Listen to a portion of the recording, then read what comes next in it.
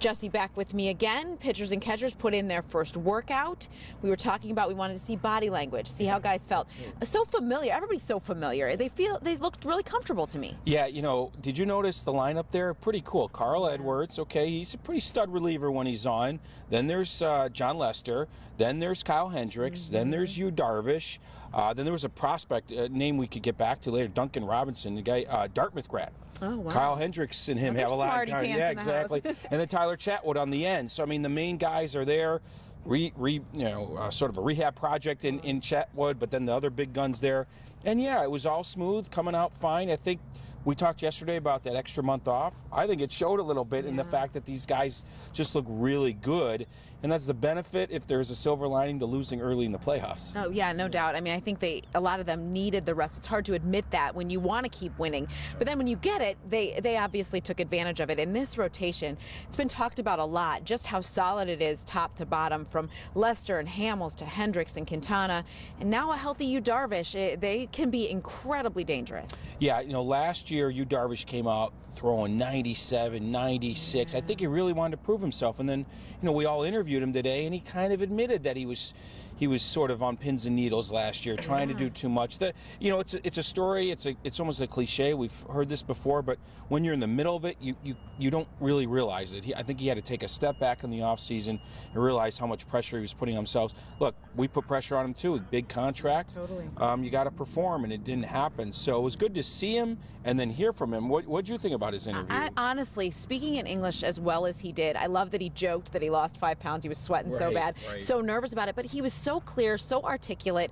He was honest and transparent, and I think as Joe Madden said, it takes a lot for a guy to admit, hey, yeah, I was feeling pressure. I felt like every time I went out there, I had to win 20 games. I had to prove that I was worth the money, and then to get injured as much as he was, and to say his body didn't feel right. You can tell he took the time this offseason to get his mind and body ready for this. Yeah, and, you know, talk is cheap, but look, you've got 6 weeks of interviews to do here before the real season starts. You can really, you know, put yourself in a good position with fans and with media as you enter April. I mean, if he had gone back to need the translator, or I'm not talking today, you know, just you get yourself off on a bad foot, then everyone, you know, the more sort of hidden you are, the more we want to find you. Totally. And not just us. I think the public is the same thing. They want to know their players are there to be accountable.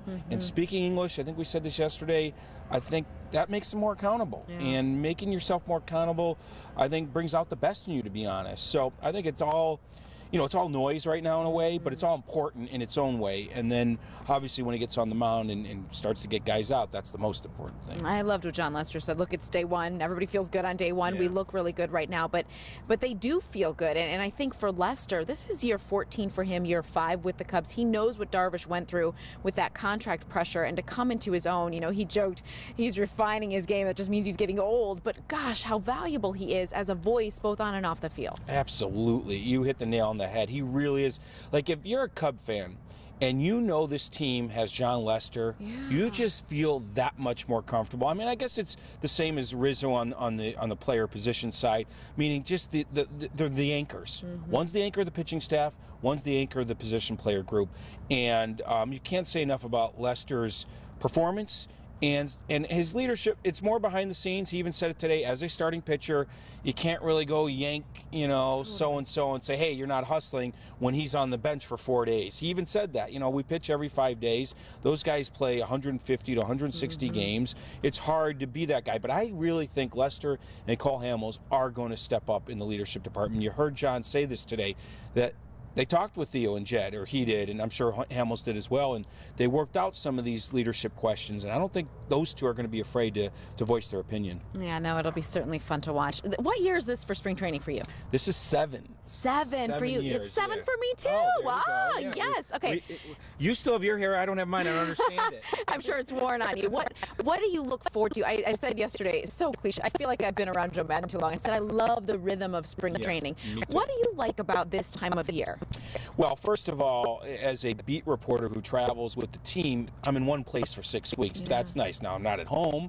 You know, we both miss home, but you're here, you get up, you go to the park, you go home, you have some dinner. Like, there is a routine. Once the season starts, the routine is crazy because you know, I'm traveling. At least for me, it is. So I feel like there is a rhythm because it's the same for 6 weeks. It really is. Now, it's even sort of more relaxed now before games start. Games start. It's a long day, not just for us, the players. It's a long day. They work out. People don't realize. I think, you know, they go through drills in the morning, and then they play a game. You know, it's not just show up for the game like it is during the regular season. So there is that rhythm to it.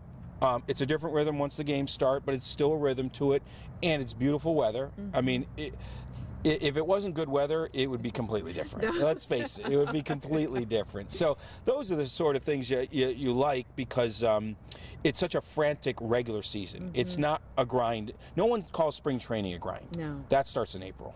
Yeah, and the fun that, for me anyway, to come down here is the energy of all of the Chicago connections that are here. There are countless restaurants that have Chicago in their title, countless fans from Chicago. It's kind of like Chicago Southwest. Yeah, and what's fun about early in spring training is it sort of builds to it. So. Yeah. You can get a reservation early in spring training. You're not.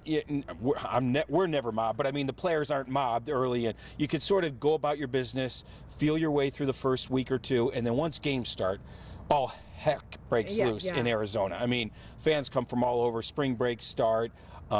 Every stadium's pretty full, especially Sloan Park here. Every restaurant is full, so it really has a buzz to it once the games start. But before the games, it is a relaxed, nice thing. You're easing into the long season, and yeah, it's weird. It's strange in the sense like you do this for 6 weeks, and then the season starts. You know what I mean? Like 6 weeks. Sorry, you know. I covered hockey. 6 weeks into a hockey season, you're almost halfway done. Not really, but you know what I mean. It's just kind of weird. You do this, then the season starts. But there is a rhythm to it, like we were saying. Yeah, you have to pace yourself. No wonder Joe Maddon's drinking bulletproof coffee, right? I mean, you need it at this time of year. Yeah, look, I mean, he's talked about it before. He's 65. I mean, he doesn't shy away from it. He needs to take care of himself. It is not easy for a manager with this kind of a schedule. So I know that he's, in the last couple of years, really refined what he eats, and he's not drinking and things like that. So it's tough, man. It's tough for everybody involved in baseball. Well, you pace yourself as well, and we will see you again tomorrow. Hey, if you like that video, be sure to subscribe to our ABC7 Chicago YouTube channel.